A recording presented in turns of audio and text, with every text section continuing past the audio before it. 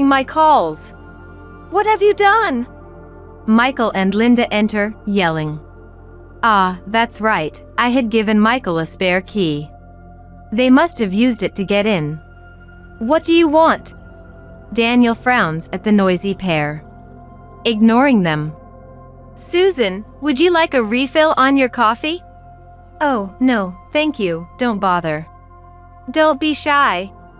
James and I ignore the two, surprising Daniel and Susan. Meanwhile, Michael and Linda, oblivious to our reaction, start ranting. It's all because of that woman. I got scolded by Dad. It seems something Susan left behind has put them in a tight spot. That parting gift was an internal investigation at the company. That's right. Because of what was written, my path to becoming the next CEO is now closed. Apparently, not only Linda, but Michael's reputation was also bad.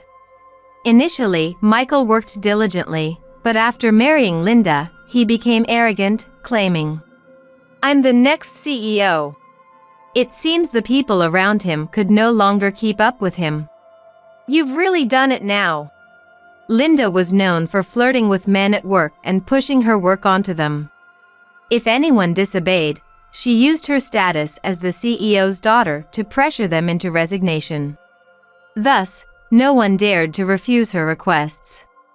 Furthermore, she would harass any woman who even slightly stood out. They left behind documents recording their deeds. Moreover, Linda's choice in men was questionable. But whether that child is Michael's, I really can't say.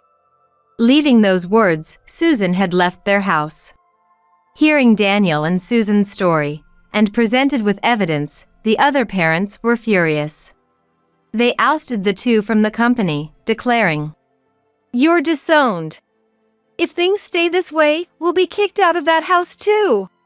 Even the child might be taken away by my parents." Apparently, Michael's new house was a baby gift from Brian. From the level of their anger, it seemed likely they would lose the new house as well. If that happens, Linda and I won't be able to raise the grandchild, was the concern. It's getting colder recently. I can't wait to warm up with a trip. Right. By the way, Mary and I were discussing where to go. Do you have any place in mind? Ignoring Michael and Linda, we continued to speak cheerfully to Daniel and Susan. At that moment, Michael looked at us for the first time, puzzled. Dad? Mom? We were thinking, since it's a special occasion, why not go somewhere famous? If you two don't mind, how about staying overnight? Michael spoke to us in a hurried manner, but we ignored him. After a brief struggle and receiving no response, "Let's go. Staying here is pointless." Wait! What? With shoulders slumped, Linda and Michael left. "We need to change the locks," James muttered as the door closed. Daniel and Susan exchanged glances. How about moving in with us? It might be better, considering they could come back. Apparently, they had been considering living together for a while. We joyfully accepted their offer, sold this house, and moved in with them. Thanks to that, we no longer had to deal with Michael and Linda's disturbances and enjoyed a peaceful life. Soon after, they both were supposedly fired from the company. The president himself came to apologize. "I'm sorry for not noticing my daughter's foolishness," he said. We were also apologized to by Linda's parents. They regretted misunderstanding us and not greeting us properly. Perhaps her parents weren't bad people. However, Brian being busy with his company and Karen running her beauty salon, they didn't spend much time with Linda. As a result, Linda developed such a personality. When they came to apologize, I asked how the two were doing. Michael and Linda, kicked out of the new house, went to their old house but found it sold. Stunned, they somehow managed to rent an apartment. Then, they started job hunting to make a living, but in such circumstances, they couldn't raise a child. Therefore, Linda's parents considered taking the child in but declined, saying, "We are not qualified to raise a child." So, it was decided that Daniel and Susan would take the child in. Fortunately, the child, William, truly is our grandchild, having Michael's blood. It seems they intended to push the child care onto me from the start. They usually left it to Karen or professionals. "I'll raise him well," Susan said, holding William lovingly. Daniel was also eager to participate in raising him. Taken in by them, he is bound to be happy. I plan to support them as much as I can. Sometime later, Daniel received a message from Michael. "Now I understand how foolish I've been." Following this incident, Michael and Linda, whose relationship soured, divorced. Becoming lonely made Michael reflect on his actions. But regretting now is too late. When I said William and his parents wouldn't meet him, he was visibly disappointed. His repentance didn't seem genuine. According to Daniel, his attempt to show a changed heart seemed more like a plea for help for himself. Michael hasn't changed. So, we can just leave him be. Indeed, my parents influenced Michael negatively, but he's old enough to take responsibility. We won't reach out to him anymore. Thus, he was abandoned by us. He vanished into the entertainment district, having no one to rely on. But that's none of our concern anymore. As for Linda, despite being disowned by her parents and divorced from Michael, she couldn't lower her standard of living and ended up in debt. Unlike Michael, she didn't have our contact information, and being disliked by those around her, she couldn't seek help from anyone. Eventually, she was forced into tough jobs introduced by debt collectors. "Well, it's none of our business," I muttered, watching William sleep in my arms. Several years later. "Looking forward to the trip." I never thought it would be postponed this much," James replied, nodding to James's words about the trip we had promised back then. We had just taken in William and were busy with moving and other things, so it had been postponed. "Right when we thought we'd settled down, Susan got pregnant." We all celebrated that time. When William was about 3, Susan's pregnancy was discovered. Having 2 grandchildren filled us with joy. And now that Emily, William's sister, has grown a bit, we could finally go on that trip. "Grandma, Grandpa, I'm excited about the trip." While talking with James, William runs over with a beaming smile. And we returned the smile to William, who talked with such happiness. "William, you know you shouldn't run, right?" "He is full of energy." Daniel and Susan approach, saying this. In Daniel's arms is Emily, who reaches out her hand towards William as they get closer. The sight of the siblings getting along so well warmed our hearts. "Then, shall we go?" We nod at Daniel's words. And we start walking with smiles on our faces. There might be many challenges ahead. But I'm confident we can overcome anything as a family, supporting each other. "I'm taking the air," the young master. "Here's your settlement, $10,000. As she threw the wad of cash at me, my best friend Amanda burst out laughing. Clutching her stomach, she seemed genuinely amused from the bottom of her heart. "James is crazy about me. He said you're just a plain, uninteresting woman." "I see." I gave a small nod. I had a feeling that was the case. My marriage to my husband James was not a love match. It was simply because James' father William, the chairman of a major corporation, took a liking to me and made me James' wife. Given James' personality, a woman like me must bore him to death. In contrast, Amanda has a glamorous appearance and is fun to talk to. I can understand why James likes her. "Hey, don't you want the money?" Amanda grinned, as if dangling bait in front of a stray dog. But she wasn't the only one who started laughing. The lawyer who had been silent beside me also burst into loud laughter, pointing at Amanda. My name is Dorothy. I was originally a doctor working at a hospital, but the chairman recognized my work ethic and I became his son's wife. That was 2 years ago. My husband James takes advantage of being the son of a major corporation and spends his time playing around. On paper, he has the same title of doctor as me, but I've never seen him actually treating patients. What's wrong? Sighing like that. It's nothing. One time, I was on the phone with my best friend Amanda while doing household chores. As I made stew in a pot, I said, "The chairman, my father-in-law William, is coming over tonight. But James is so caught up in his playtime that he shows no sign of coming home on time. That's definitely not good." On the other end of the line, Amanda's voice turned grim. "I'd go look for him, but I'm not done cooking yet." "Wait a second." Amanda sounded surprised. "Doesn't the housekeeper do the cooking?" "That's how it appears to the world, but the reality is different," I replied with a sigh. James had hired a housekeeper when he was single, and he left everything, not just cooking, to the housekeeper to take care of his personal affairs. But after marrying me, James fired that housekeeper and so, he pushed all the household chores onto me, his wife. "You'd be bored staying home all the time, right?" he would say with a sneer. I was perplexed. Because I had intended to continue working as a doctor after getting married. But in reality, I'm so swamped with housework that I can't leave the house. Living in a high-rise apartment may look like a dream from the outside. But the truth is, it's like being a caged bird. "I thought you'd be living a better life."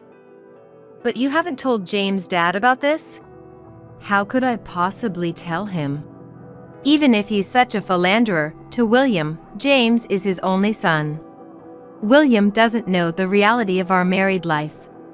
So even now, thinking it's for James' livelihood, he sends money to hire a housekeeper.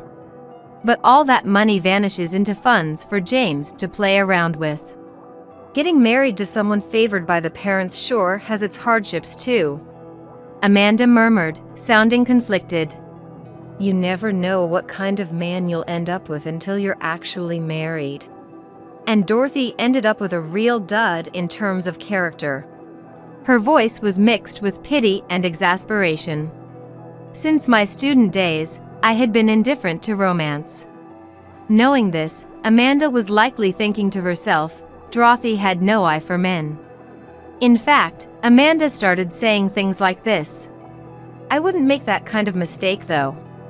"Mistake? You gotta do your research before dating someone. Men put on an act, so you can't be fooled by their nice demeanor." Her tone was slightly condescending. We've known each other since our student days, but Amanda has this side to her.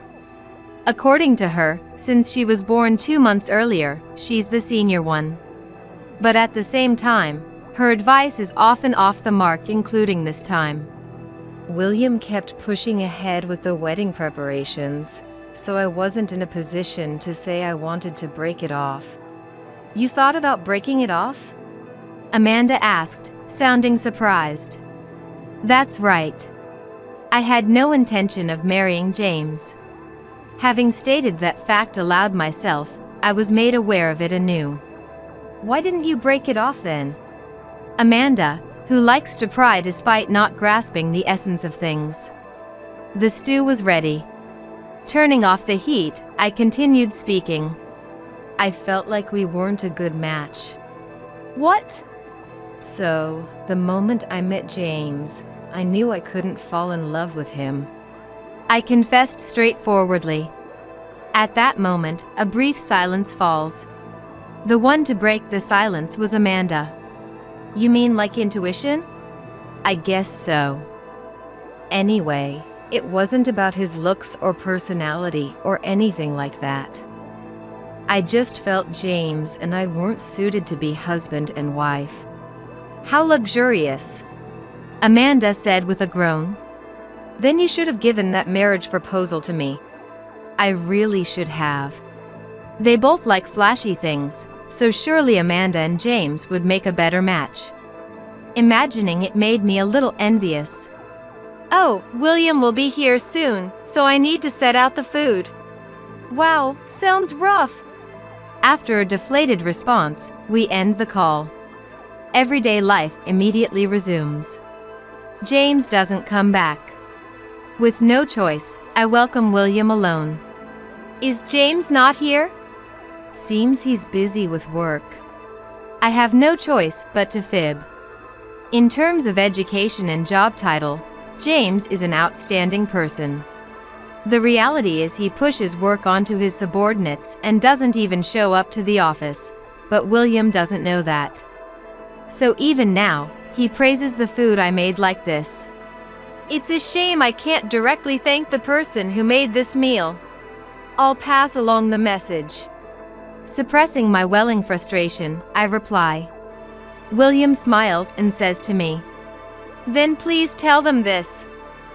Thank you always for taking care of my son, and the food was delicious. Certainly. Nodding, I secretly clench my fist. Those words should rightfully be directed at me.